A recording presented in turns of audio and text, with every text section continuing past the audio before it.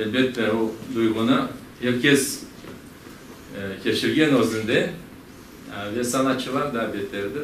Çünkü ondan son bu toyların çalıp elbette aklına ne gelir? Toylar çalamaz. Toy bu sana değil.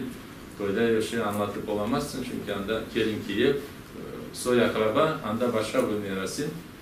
Ama sanatını anlatmak için o sanat gerek ve gerçekten bizim kimli olganımızı bütün dünyada tanıtmak için seçip almak güzel sanatçılarını ve yaşlı bir ansambl yapmak bana bu fikirde biz de İsmet Zadır'ın çalaydık toylarını ve şu zaman laftan ayda Dilarya Osman, Dilarya Bekir Baray çünkü Dilarya tam bunda çalışaydı.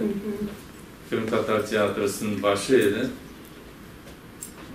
İsmet laf etken Dilarya'ya, Dilarya razı oldu. Asıl dedim ben bütün onun ansamblede çalışaydım. Şimdi tiyatroya boş var diye. Bu benim değil. Yani yavaş tiyatroda da bakarım ama esas ansambl daha güzel de severim dedi. Kırım Ansambl'ın bütün teşkilatçılarına, oyuncular, giriciler, çalgıcılar, rehberler hepsini bir yerde bir teşkilatlandırgan bizim ayrıca teşekkür kitaphanemizin kadimlerine böyle imkan vergenler için. Bütün yazıcılar adından, hepimiz cemaat adından çok teşekkür.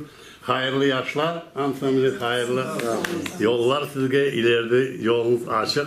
Çalışınız, icat ettiniz, biz sizni karayıp, biz gururlanayıp, biz seviniysiz için halkımızga böylekene hizmet etmek devam ettiyiz.